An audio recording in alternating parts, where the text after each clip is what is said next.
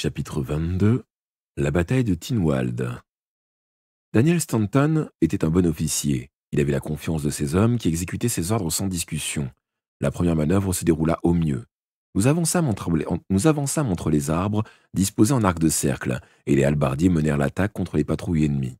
Les deux premières se rendirent sans combattre. La troisième n'opposa qu'une résistance symbolique. L'élément de surprise nous avait donné la supériorité. Mais Lizzie était d'une autre trempe. Dans les premiers jours de mon apprentissage, la sorcière s'était installée près de Chipenden, dans un cottage à quelques milles du village. Elle avait enlevé un enfant pour lui prendre ses os. J'avais réussi à sauver le gamin, et les hommes du cru, armés de massieux et de bâtons, avaient voulu s'emparer d'elle. Ayant flairé le danger, elle avait pris la fuite. La meute des villageois, folle de rage, avait incendié sa maison. Ici, Lizzie était en position de force. Si elle avait conscience de la menace, elle nous balayerait aussi facilement qu'on écrase une mouche. Nous comptions donc sur une attaque éclair qui la prendrait à l'improviste. Au commandant de Stanton, les hallebardiers se disposèrent en pointe pour enfoncer toute résistance et marcher droit sur la sorcière. L'épouvanteur Alice et moi formions l'arrière-garde. Comme nous approchions de Saint John, mon maître se tourna vers nous. « Restez à couvert autant que vous pourrez, puis foncez !» J'approuvai de la tête et nous relâchâmes les lames de nos bâtons. D'habitude, Alice n'était pas armée. Pour la circonstance, Simon lui avait donné un couteau qu'elle avait glissé dans sa ceinture. Je me demandais si elle oserait l'utiliser contre sa propre mère. En dépit des paroles définitives qu'elle avait eues contre Lizzie, j'en doutais.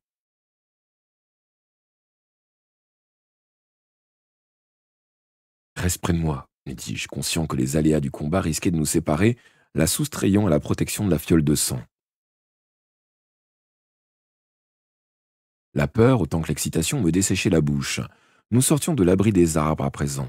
J'aperçus des bâtiments et devant une esplanade herbue, une troupe importante y était déployée, brandissant des piques et des lances. Nos hommes se préparèrent à l'impact. « En avant !» cria Stanton, et il les mena à la charge. Ils foncèrent gardant leur formation en pointe. Je ne voyais pas grand-chose dans la cohue.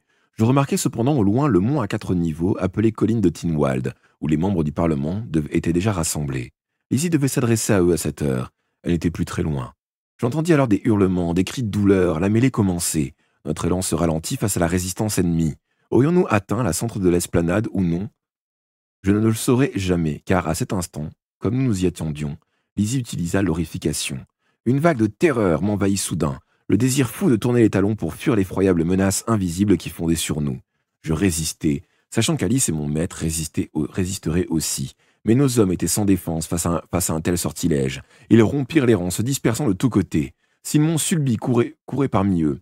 Qu'aurait-il pu faire d'autre? Il n'avait jamais éprouvé une telle épouvante. La situation, cependant, n'était pas si mauvaise. Ce type de sortilège n'est pas sélectif. Il atteignait autant les troupes de Lizzie que les nôtres. En fin de compte, elle n'y gagnait pas grand-chose. Avait-elle envisagé le cas? Ou le pouvoir lui était-il monté à la tête? Sur l'esplanade, c'était une bousculade de soldats fuyant dans toutes les directions, mêlés à des membres de parlement et à des dignitaires, leurs robes d'apparat battant leurs chevilles. Mais où était Lizzie? « La voilà !» lança l'épouvanteur en la désignant de son bâton. La sorcière se tenait debout au bas de la colline, nous fixant avec malveillance. Ses yeux rencontrèrent les miens, et un frisson de peur me parcourut le corps. Ce que j'affrontais là était autrement plus dangereux que l'horrification, dont j'avais déjà repoussé les effets. Lizzie pouvait tuer à distance, et j'étais la cible idéale. Elle n'abattrait pas l'épouvanteur dans l'immédiat, lui réservant une longue et douloureuse agonie. Alice était sa fille, et peut-être l'épargnerait-elle. Moi, j'étais l'épine dans sa chair, le responsable de la mort de mère Malkin, la grand-mère de Lizzie. Nous courions toujours vers elle, nous faufilant entre les rangs clairsemés des hallebardiers quand soudain le ciel s'obscurcit. Les nuages noirs montant furieusement de l'ouest occultèrent le soleil. Les arbres se balancèrent en sifflant. Une pluie torrentielle s'abattit sur nous. Nous brouillons la vue. Lizzie usait de nouveau d'une puissante magie noire. Serrant plus fort mon bâton, je chassai l'eau de mes yeux. La sorcière était toute près maintenant. Un sourire matois lui tordit la bouche avant de s'élargir en une expression de pur triomphe, et je compris qu'elle avait prévu cet instant. Peu lui importait de disperser ses propres troupes avec le sortilège. Ce qu'elle voulait, c'était nous affronter, l'épouvanteur, Alice et moi, et prendre sa revanche.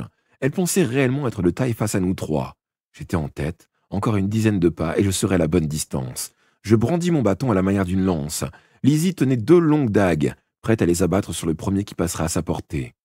J'étais presque sur elle quand un homme armé d'une épée m'écarta. « Laisse-la moi !» rugit Daniel Stanton.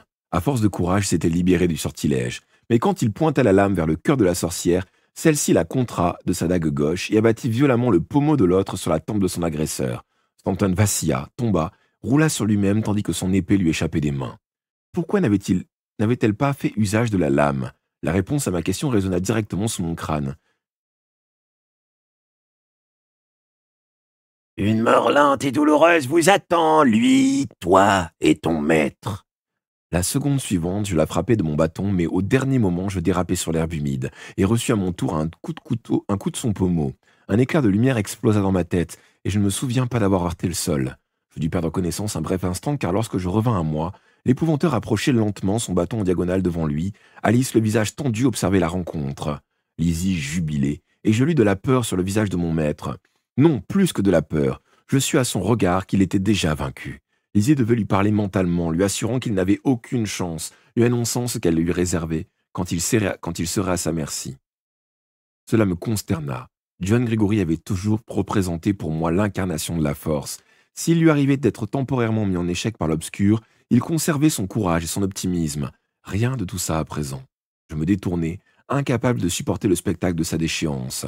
Soudain, l'épouvanteur abaissa son bâton et tomba à genoux au pied de Lizzie. Avec un sourire, elle leva le bras, prête à l'assommer de son pommeau.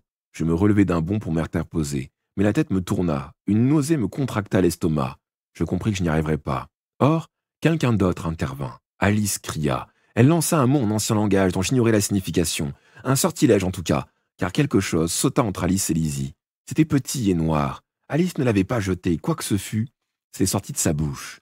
L'effet fut immédiat. Lizzie vacilla et le poignard lui échappa des mains. Alors Alice attaqua, brandissant son couteau. Pourtant, elle ne poignarda pas sa mère. Tendant la main droite, elle déchira de ses ongles le visage de la sorcière. Celle-ci hurla et tomba en arrière. Saisissant cette occasion, je levai mon bâton, visai le cœur. Or, malgré tous mes efforts, je ne pus même pas la blesser, comme l'avait fait Alice. Son pouvoir était trop grand pour moi. Mon bras s'immobilisa. « Vite, Tom !» m'interpella Alice, en aidant l'épouvanteur à se relever. Je ramassai son bâton, je soutins de l'autre côté, et nous l'entraînâmes. Un coup d'œil en arrière m'apprit que Lizzie se couvrait toujours le visage de ses mains, mais la trêve ne durerait pas. Je ne sais comment nous échappâmes, nous heurtant à des gens hagards qui fuyaient vers la lisière du bois, des halbardiers, des membres de Tinwald. Je ne vis aucune trace de Simon Sulby. Alors que nous enfoncions dans la forêt, l'épouvanteur se dégagea presque avec colère. « Je peux marcher, inutile de me traîner !» D'abord peu stable sur ses pieds, il retrouva bientôt sa vigueur. Alice et moi le laissâmes nous distancer pour discuter sans qu'il nous entende. « Il n'est pas furieux contre nous, mais contre lui-même, dis-je. »« Le vieux Grégory est blessé dans son orgueil, renchérit Alice. Lizzie a été la plus forte. »« Tu l'as emportée contre elle, comment as-tu fait? Elle est si puissante. »« J'ai utilisé un tour que ma tante Agnès m'a enseigné autrefois. Certaines sorcières l'appellent le dard. Tu casses avec tes dents un petit morceau d'ongle de ton index et tu le craches à la figure de ton ennemi. Puis, tu lui griffes le visage et tu le renverses. Lizzie ne s'y attendait pas. Elle ignorait que je connaissais ce sort. Ça ne nous donne cependant qu'un mince délai, car je ne pourrai pas m'en servir une deuxième fois. Elle sera sur ses gardes. » « Tu m'avais dit que cette tante était une bénévolente, une guérisseuse, fis-je remarquer. »« C'est vrai, Tom, je ne t'ai pas menti, mais toute sorcière habitant Pendle doit avoir ses propres armes. On ne sait jamais ce que les autres sont capables d'inventer. Agnès n'utilisait ce sortilège que pour se défendre. J'ai fait de même. »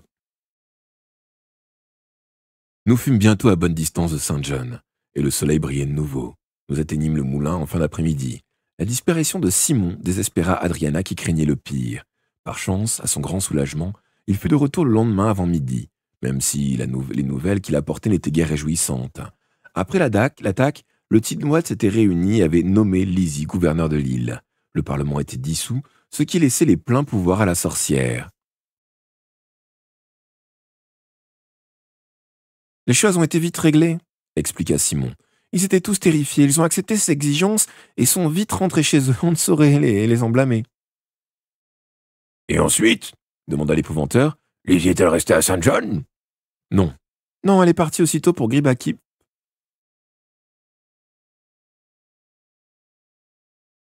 Que sont devenus les hommes de Stanton? A-t-elle fait des prisonniers? Un seul, Stanton lui-même. Elle avait hâte de partir, elle semblait très excitée, et je ne pense pas que ce soit seulement à l'idée de gouverner l'île. Quant aux halbardiers, des deux camps, ils n'étaient pas très désireux de se battre contre leurs anciens camarades. Il n'y en a eu que peu de blessés. Ceux qui n'ont pas escorté Lizzie à Gribakik ont retrouvé leur famille.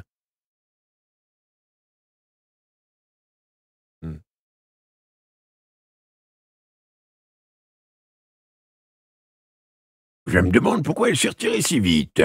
marmonna l'épouvanteur songeur. Pensez-vous qu'elle ait découvert la caverne et tout ce qu'elle contient m'inquiétai-je. Oh, c'est possible, petit. Si c'est le cas, elle va s'y rendre, c'est certain. S'adressant à Simon et à Adriana, il conclut. Vous devriez être en sécurité ici, mais dès que les îlosseuses aura mis la main sur cette réserve de pouvoir, elle viendra nous chercher tous les trois. Nous allons emmener les chiens et disparaître. Il y a un cottage abandonné au sud de Glen May, indiqua Adriana. Il est inhabité depuis des années, mais vous aurez au moins un toit au-dessus de vos têtes. Rougissant, elle ajouta. On s'est donné rendez-vous avec Simon. Père ne connaissait pas cet endroit. Simon peut vous y accompagner et m'y attendre. Je vous rejoindrai si j'arrive à quitter le moulin. Soyez sans crainte. Là-bas, vous serez en sécurité.